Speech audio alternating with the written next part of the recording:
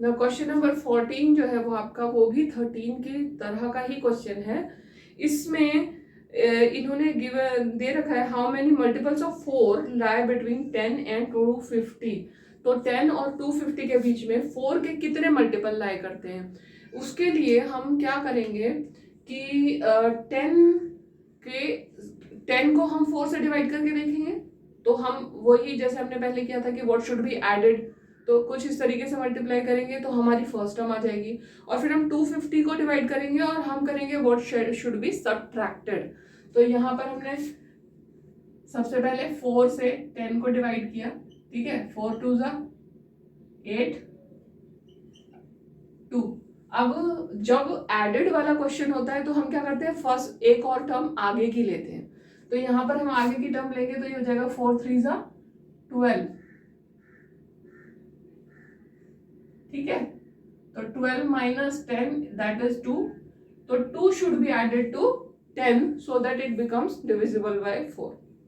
तो 10 हमारी first term क्या हो जाएगी, फर्स्ट टर्म हो गई 10 प्लस 2 इक्वल टू 12, ठीक है। अब second term sorry last term क्या है, हमें 250 के अंदर लाई करनी है। तो कोई what should be subtracted from 250, हम वो फाइंड आउट करेंगे। तो 250 को मैंने 4 से डिवाइड किया,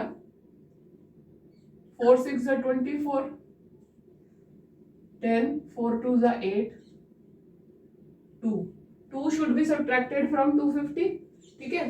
तो हमारी लास्ट टर्म आ जाएगी, last term is equal to 250 minus 2, ये आ गया आपके पास में 248, ठीक है। ये हमारी फर्स्ट और लास्ट टर्म हमारे पास में आ गई। हमें यहाँ पर number of terms find out करना है, number of terms find out करना है। तो a इज इक्वल टू है हमारे पास में 12 और ये सब 4 के मल्टीपल है, तो हमारा जो कॉमन डिफरेंस है वो है 4, क्योंकि हर 4 के बाद का जो नंबर है वो हर बार हम 4 ऐड करते जाएंगे और हमारा नंबर टर्म हमारी आती जाएगी। तो कॉमन डिफरेंस हो गया 4 और लास्ट टर्म हमारी 248। तो मैंने लिखा a plus n minus 1 d is equal to 248, ठीक है। a की वैल्यू कितनी है 12 प्लस d की वैल्यू कितनी है 4 इक्वल टू 248।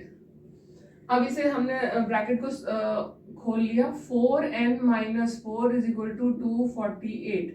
4n को छोड़कर बाकी सारा हमने शिफ्ट कर दिया। 12 में से 4 को सब्ट्रैक्ट किया तो कितना है हमारे पास में 8, और 8 को इधर ले गए तो माइनस 8।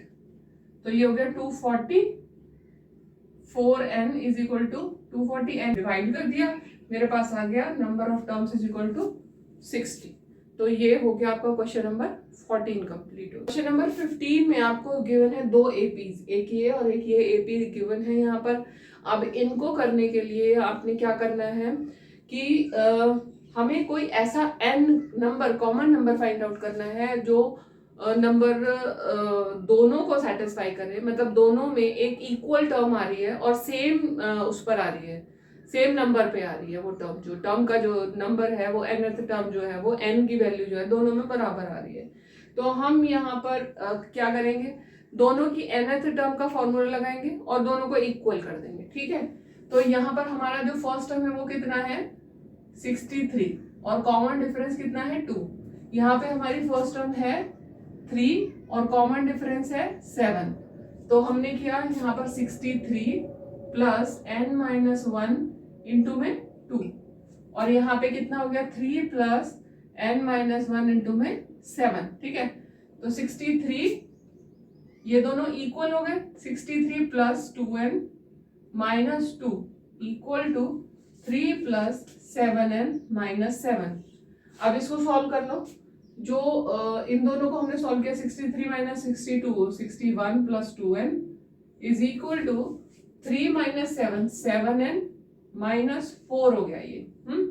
अब हमें n को एक तरफ और बाकी टर्म्स को एक तरफ ले जाना है, तो 2n minus 7n is equal to minus 4 minus 61, क्योंकि प्लस का था इधर आके माइनस का हो गया, ये दोनों हो गया 5n माइनस का 5n और ये हो गया माइनस का 65। तो n इज इक्वल टू कितना हो गया माइनस 65 अपॉन माइनस 5, तो ये हो गया आपका 13। तो नंबर ऑफ टर्म n जो है वो आपका 13 आ गया, यानी कि 13th टर्म दोनों एपी में सेम वैल्यू की होगी।